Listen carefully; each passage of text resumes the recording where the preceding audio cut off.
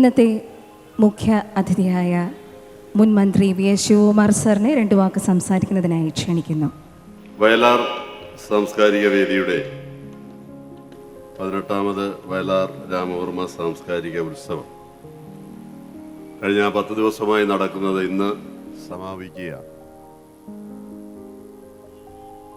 തീർച്ചയായിട്ടും ഇവിടെ ചൂണ്ടിക്കാണിച്ചതുപോലെ വയലാർ രാമവർമ്മ അദ്ദേഹം നമ്മെ വിട്ടുപിരിഞ്ഞിട്ട് 50 വർഷം കഴിയുകയാണ്. 50 വർഷം എന്ന് പറയുന്നത് ഒരു നീണ്ട കാലയളവാണ്. 50 വർഷം കഴിഞ്ഞിട്ടും അദ്ദേഹം നമ്മുടെ സമൂഹത്തിൽ അദ്ദേഹത്തിൻ്റെ ഗാനങ്ങൾ, അദ്ദേഹത്തിൻ്റെ സിനിമാ ഗാനങ്ങൾ, കവിതകൾ എല്ലാം ഇപ്പോഴും പഴയ തലമുറയിൽ മാത്രമല്ല, ചെറുപ്പക്കാരുടെ ഇടയിലും പുതിയ തലമുറയിലും അത് വളരെ നല്ല രീതിയിൽ അവരെല്ലാം ഉൾക്കൊണ്ടുകൊണ്ട് മുന്നോട്ട് പോകുന്ന ഒരു സാഹചര്യത്തിലാണ് ഈ 50ാം അദ്ദേഹത്തിൻ്റെ ചരമവാർഷിക പരിപാടികൾ ഗവൺമെൻറ് തലത്തിലും നമ്മുടെ വയലാർ രാമവർമ്മ സാംസ്കാരിക വേദിയുടെ നേതൃത്വത്തിലും നടക്കും. ഇവിടെ ശ്രീ ആൻ്റണി രാജു, എൻ്റെ സുഹൃത്ത്, അദ്ദേഹം വയലാർ രാമവർമ്മയുടെ അദ്ദേഹവുമായി സഞ്ചരിച്ച കാര്യം പറഞ്ഞു. എനിക്കും അദ്ദേഹവുമായിട്ട് ചെറിയൊരു ബന്ധമുണ്ട്. അദ്ദേഹവുമായിട്ടല്ല, അദ്ദേഹത്തിൻ്റെ മകനും ഞാനും ഒന്നിച്ച് പഠിച്ചതാണ്. ശരചന്ദ്രവർമ്മയും തിരുവനന്തപുരത്ത് അല്ല, ഇവിടെ ഞങ്ങൾ ട്യൂഷന് വന്ന സമയത്ത് ഒന്നിച്ച് ഞങ്ങളിവിടെ തിരുവനന്തപുരത്ത് പഠിക്കാനുള്ള അവസരമുണ്ടായി. ശരചന്ദ്രവർമ്മ അന്ന് മുതൽ അറിയാം.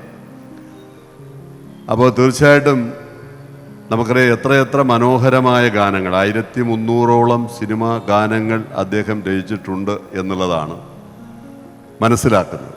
ഓരോ പാട്ടുകളും, കവിതയും അത് സിനിമാ ഗാനങ്ങളും ഒക്കെ വളരെയധികം മനുഷ്യരുടെ മനസ്സിനെ വളരെയധികം സന്തോഷഭരിതമാക്കുന്ന ഗാനങ്ങളാണ് അദ്ദേഹം രചിച്ചിട്ടുള്ളത് എന്നുള്ളതാണ്.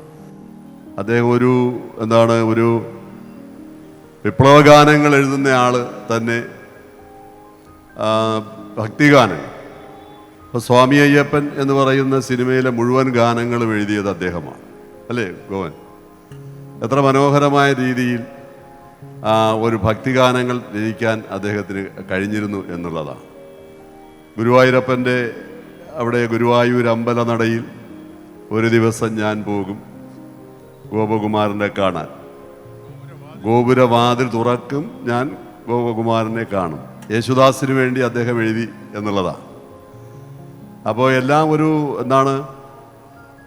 എല്ലാത്തിൻ്റെയും അദ്ദേഹം വിപ്ലവഗാനങ്ങൾ പോലെ സാമൂഹികമായ മറ്റു തരത്തിലുള്ള ഗാനങ്ങൾ രചിച്ചതുപോലെ ഭക്തിഗാനങ്ങളും എല്ലാ മേഖലകളിലും അദ്ദേഹത്തെ പോലെ ഒരു ഗാനരചയിതാവ് ഒരുപക്ഷെ അതിനുശേഷം ഉണ്ടായിട്ടുണ്ടോ എന്നുള്ളത് തന്നെ വളരെ നമ്മളെ ചിന്തിപ്പിക്കുന്ന കാര്യമാണ്. അങ്ങനെയുള്ള ഒരു വ്യക്തിത്വത്തിൻ്റെ ഒരു വലിയ ഓർമ്മ പുതുക്കുന്ന ഈ കാലയളവിൽ വയലാർ സാംസ്കാരിക വേദി ശ്രീ മണക്കാട് രാമേന്ദ്രൻ്റെ നേതൃത്വത്തിൽ, രാജ്മോഹൻ ചേട്ടൻ്റെയൊക്കെ നേതൃത്വത്തിൽ വളരെ ഗംഭീരമായ പരിപാടികളാണ് ഓരോ വർഷവും സംഘടിപ്പിക്കുന്നത്.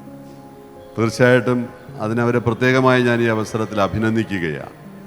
ഇതിൻ്റെയൊക്കെ ഇങ്ങനെയൊക്കെ ഒരു പരിപാടികൾ സംഘടിപ്പിക്കുക എന്ന് പറഞ്ഞാൽ അതിനുള്ള ബുദ്ധിമുട്ടുകൾ, സാമ്പത്തിക ബുദ്ധിമുട്ടുകളായിരുന്നാലും, പക്ഷേ അതെല്ലാം മാറ്റിവെച്ചുകൊണ്ട് നമ്മുടെ സമൂഹത്തിൽ ഓരോ മേഖലകളിൽ, പ്രത്യേകിച്ച് കലാരംഗത്ത് വ്യക്തിമുദ്ര പതിപ്പിച്ച പ്രഗത്ഭരായിട്ടുള്ള വ്യക്തിത്വങ്ങളെ ആദരിക്കുന്ന ചടങ്ങ്, അതാണ് ഏറ്റവും പ്രധാനപ്പെട്ടതായിട്ട് ഞാൻ കാണുന്നത്. അവരുടെയൊക്കെ സംഭാവനകൾ അത് വിലയിരുത്തിക്കൊണ്ട് അവരെയൊക്കെ ആദരിക്കുന്ന ചടങ്ങാണ്. ഇന്നിപ്പോൾ വിദ്യാധരൻ മാസ്റ്ററുണ്ട്, RK ദാമോദരൻ മാസ്റ്ററുണ്ട്, പിന്നെ ബ്രഹ്മാനന്ദൻ അദ്ദേഹത്തിൻ്റെ സഹധർമ്മിണിയുണ്ട്. അങ്ങനെ പ്രധാനപ്പെട്ട ആളുകൾക്ക് ഈ അവാർഡ് നൽകുന്ന ചടങ്ങിൽ അവരെ പ്രത്യേകമായി ഞാൻ ഈ അവസരത്തിൽ അഭിനന്ദിക്കുന്നു.